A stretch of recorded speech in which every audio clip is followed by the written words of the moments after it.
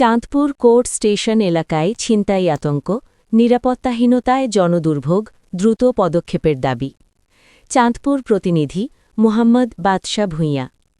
চাঁদপুর শহরের অন্যতম গুরুত্বপূর্ণ ও জনবহুল এলাকা কোর্ট স্টেশন ও বাইতুল আমিন রেলওয়ে জামে মসজিদ সংলগ্ন সরু সড়কটি এখন ছিনতাইকারীদের অভয়ারণ্যে পরিণত হয়েছে।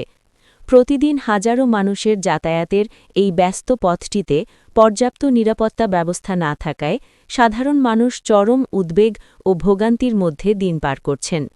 স্থানীয়দের অভিযোগ, সকাল থেকে গভীর রাত পর্যন্ত সংঘবদ্ধ ছিনতাইকারী চক্র সক্রিয় থাকে। সুযোগ বুঝে তারা পথচারীদের মোবাইল ফোন, মানব্যাগ, স্বর্ণালঙ্কার সহ মূল্যবান সামগ্রী ছিনিয়ে নিয়ে দ্রুত পালিয়ে যায়।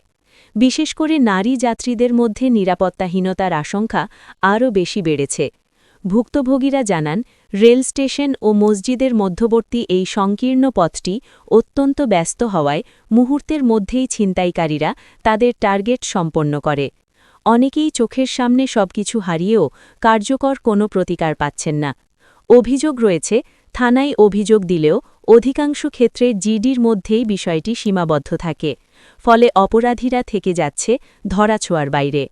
এলাকার ব্যবসায়ী ও পথচারীরা ক্ষোভ প্রকাশ করে বলেন, প্রতিদিনই এখানে ছিনতাই হচ্ছে, কিন্তু দেখার কেউ নেই।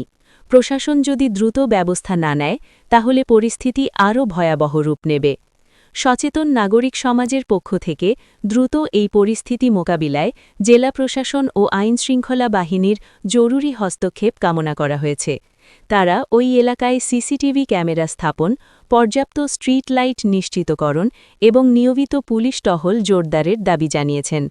সাধারণ মানুষের নিরাপত্তা নিশ্চিত করতে সংশ্লিষ্ট কর্তৃপক্ষ দ্রুত কার্যকর পদক্ষেপ গ্রহণ এখন সময়ের দাবি, এমনটাই মনে করছেন।